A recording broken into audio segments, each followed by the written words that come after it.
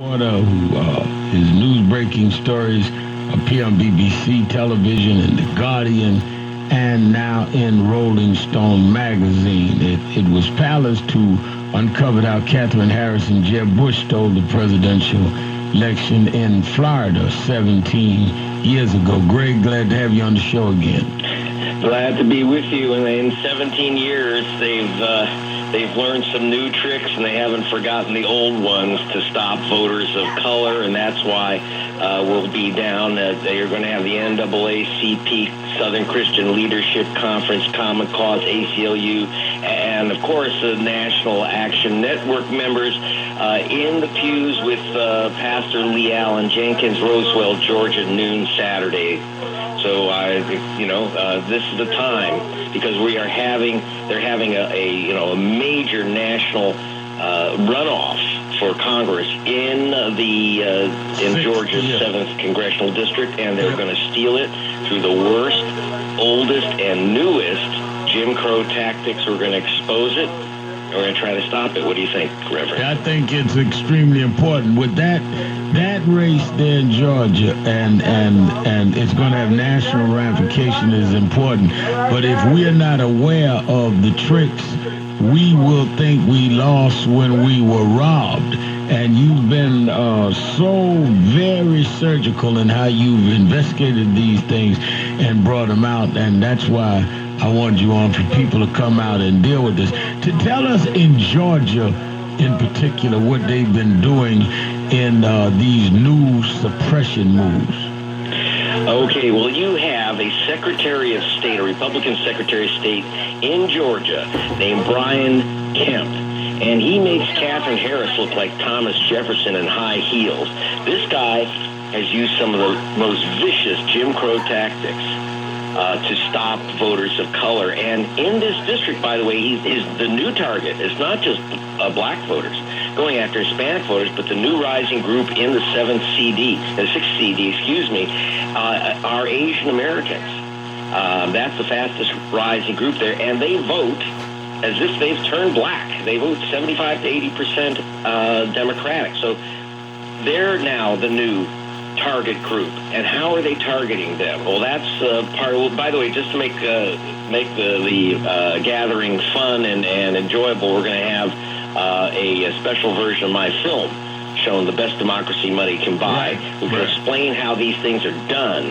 And one of the tricks that this guy Brian Kemp is using is something that Donald Trump's henchmen have been using all over the United States and account for Mr. Trump being in office. It's not the voters. It's a system called cross-check, which eliminated 1.1 million voters of color from the voter rolls before the last election. Michigan, North Carolina, Georgia, and so on. No, and I think that is clearly how they purged the voting rolls has been systematic. This is something that needs to be dealt with, needs to be exposed. And you're right, in the 6th Congressional District, I don't know if I'd say Asians have turned black. They're voting in patterns along their interests like we do, which is why they're being targeted.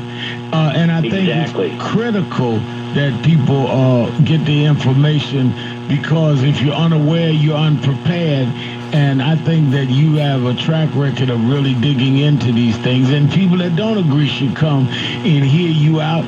And you've never been bashful about answering questions and dealing with those that want to confront you with counter arguments. Well, and the important thing here, and the reason why I'm glad I'm on your show, it's not just a Georgia issue. This system that Georgia is using was used by Donald Trump's henchmen, coordinated by a guy named Chris Kobach. Now, I want you to know that name, Kobach. He's the guy that Donald Trump just put in charge of something called the Voter Integrity Commission.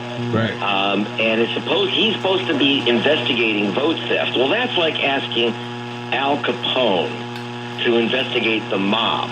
This guy, Chris Kobach, has been the vote thief in chief handling some of the worst and most racist voting tactics, not because he doesn't like the color of your skin. He doesn't like the color of your vote, which is mostly blue Democratic. Now, I'm not here to support the Democrats. I am here to support the right of everyone to vote, and that's what I do as a journalist. So what this guy, Kobach, he came up with this system called Crosscheck, and he's going to try through the Voting Rights Commission that he is chairing with Pence, right? This is their idea of balance. You got this extreme right-wing Republican Kobach, and then you have another extreme right-wing Republican Pence, and that's their idea of a balanced commission.